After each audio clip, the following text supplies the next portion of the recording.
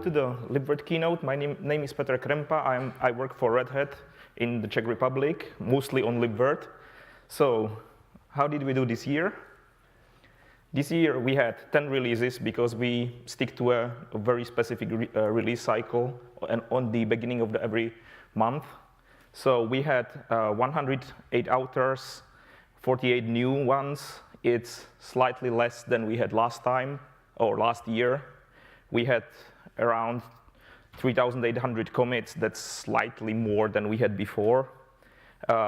We added around 100,000 lines, but this release cycle, we actually deleted a lot of code, which is great. And we had a lot of emails on the mailing list, which is hard to get through, especially after some time off. So the releases are usually going slightly or fairly equal in size. We have some of them are bigger because they have longer time, but that's usual. So for the Libvirt project, the few numbers, the top contributors for this year was Michal, Daniel, and me. And for reviewers this year, John, Jan, and Eric were the best.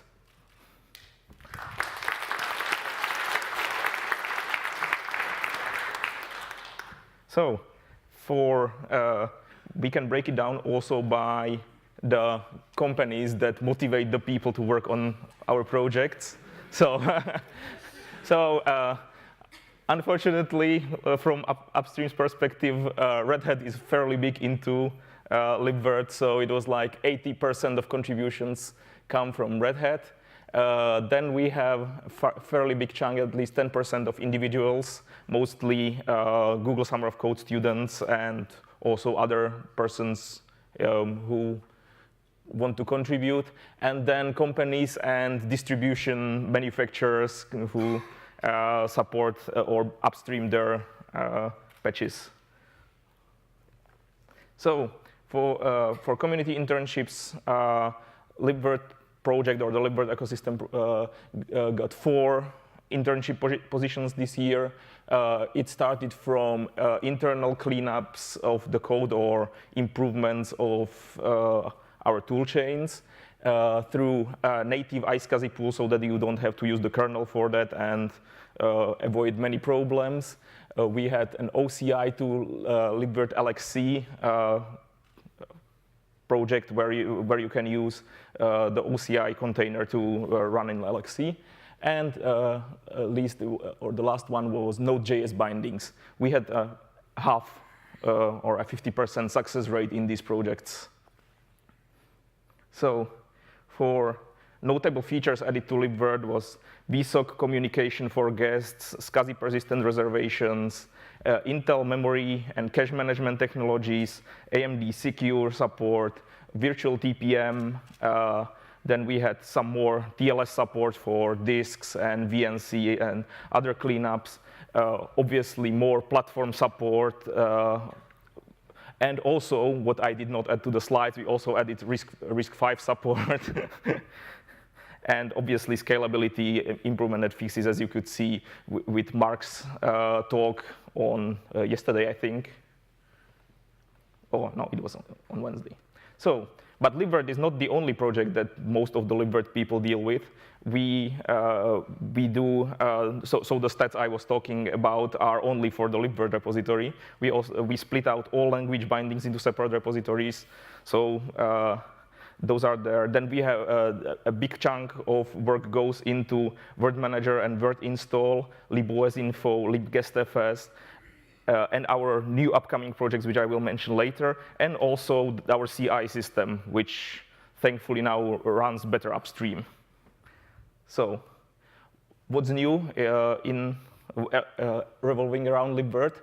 We now have the dbus bridge or bindings, depending on how we put it, which were created for integration of VM management support into Cockpit. So that's this like fancy web page-based server management tool.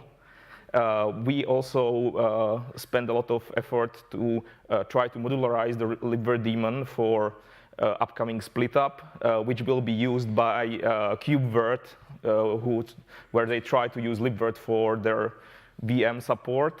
And we also improved our, or we plan to do better on unifying all the effort that is necessary to put into better configuration of your VMs.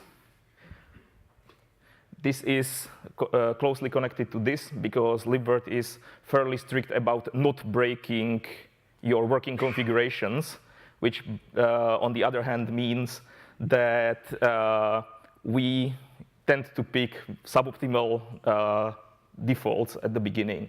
So the users should be aware, or users and softwares using Libvirt should be aware that there are things they need to do better. We have, or Daniel has created libOS info for this reason, where you can query the database for which devices are supported by your operating system and pick better defaults. And we also should try to do better in persuading users to use these newer and fancier tools that will allow you to pick better defaults than sticking to version, our command line API, which does not allow this. And at the end, it should help deduplicating logic of the setup because at least Overt and OpenStack have a lot of common code to deal with Libvirt, which is not a good thing. And there was also talk about deprecating stuff, so Libvirt needs to do better in letting the users know that they are using deprecated configurations or suboptimal configurations. So our CI systems were improved slightly from the last time. We are still missing good integration tests and functional tests, but even in the current configuration, we are able to catch quite a lot of mistakes by the developers.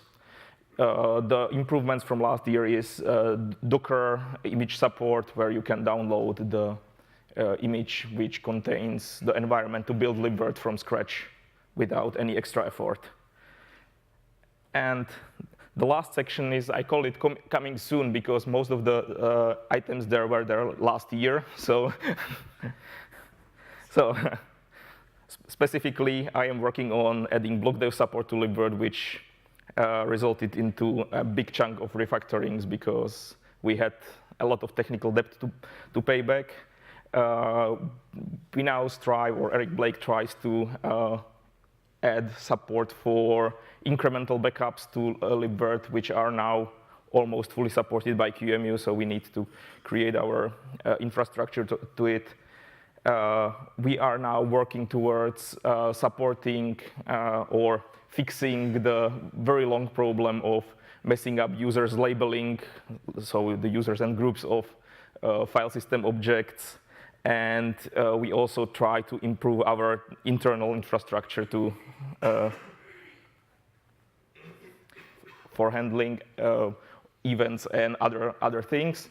And the other sub-projects I was mentioning also try to do their best in their efforts to, for example, when we started last year, the cockpit project did not almost work with Libvirt, and now it's pretty useful.